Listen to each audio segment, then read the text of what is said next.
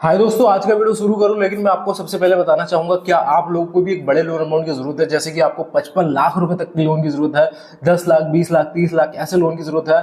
तो आप लोगों को यकीन नहीं होगा दोस्तों कि यहाँ पे ऐसा भी कोई कंपनी है जो यहाँ पे आप लोग को 10-20 लाख का लोन केवल आप लोगों के आपके फोन पे प्रोवाइड करा दे। आप लोग को बिल्कुल यकीन नहीं होगा, वो भी दोस्तों सेल्फ सैलरीड हो या self employed, it doesn't matter, सबको यहाँ पे लोन दे दे।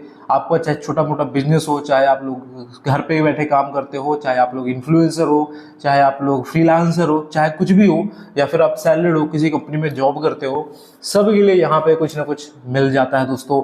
तो यहाँ पे वो कंपनी कौन सी है दोस्तों? काफी ज्यादा ज्यादा माना नाम है दोस्तों, काफी फेमस कंपनी है।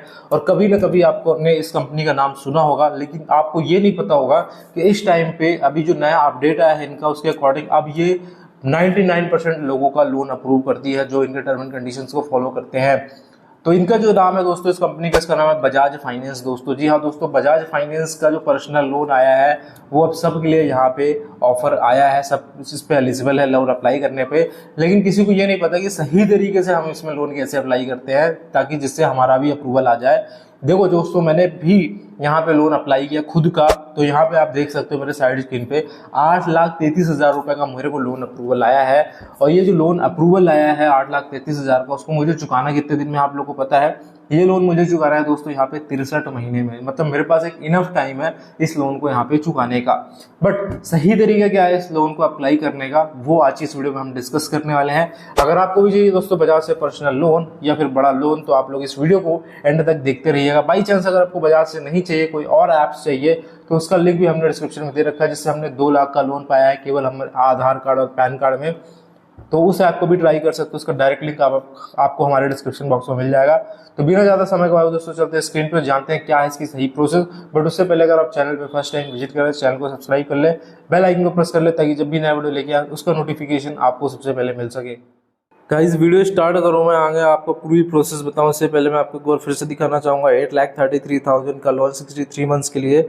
और ये लोन मिला है हमें 18% के ब्याज पे। ठीक है, ये ब्याज ज़्यादा बड़ा नहीं होता, ज़्यादा महंगा नहीं होता। अगर आप ऑनलाइन लोन लेने जाते हो ना, तो कम से कम 24% ब्याज आपसे लिया जाता है दोस्तों।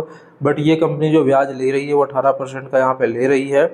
अब इस लोन को मैंने कैसे अप्लाई करा वो मैं आपको बता देता हूँ। इसका जो डायरेक्ट लिंक आपको मिलेगा वो डिस्क्रिप्शन में मिल जाएगा, अथराइज लिंक है दोस्तों।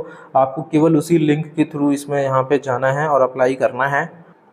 सबसे पहले दोस्तों आपको 10 डिजिट का अपना मोबाइल नंबर डालना है दोस्तों। जैसे ही आप लोग मोबाइल नंबर एंटर करते हैं तो आपके नंबर पे एक OTP आता है 6 डिजिट का। इस OTP को डाल के आपको सबमिट कर देना है।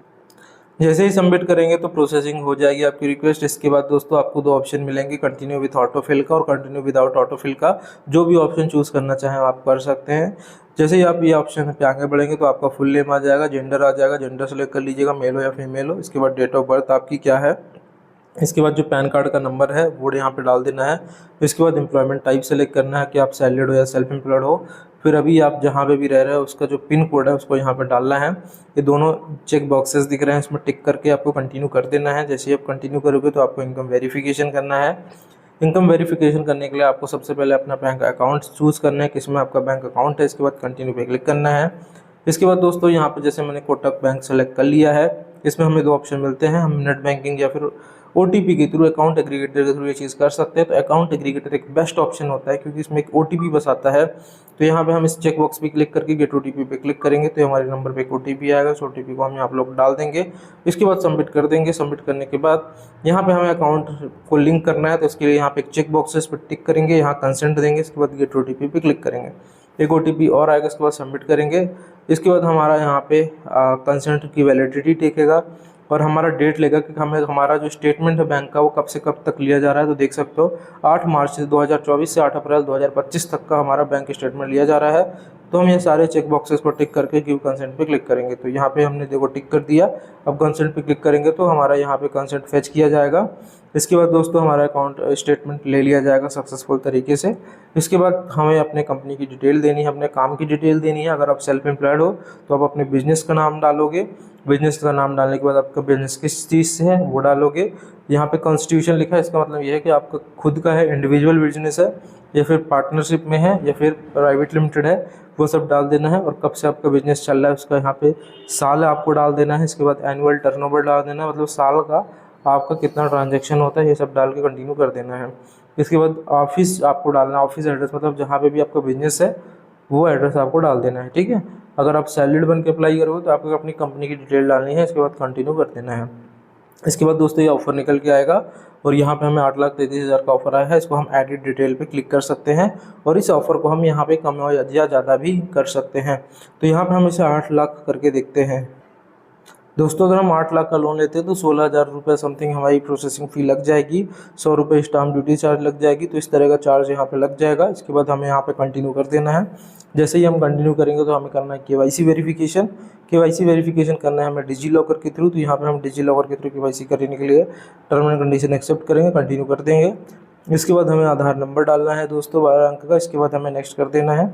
इसके बाद हमारा जो आधार कार्ड में जो हमारा एड्रेस है, इसके बाद दोस्तों हमारा आधार कार्ड का जो एड्रेस है फेच कर लेगा। अगर आपका यही करंट एड्रेस है तो आपको यस कर देना है। अगर आप नो करोगे तो आपको नया एड्रेस डालने के लिए बोलेगा, जहाँ पे भी आप रह रहे हो वो डालने के लिए बोलेगा। इसके बाद आपको फुल नेम डालना है, अपने फादर का डाल सकते हो, मदर का या स्पाउस का, इन तीनों में से किसी एक का नाम डालना है।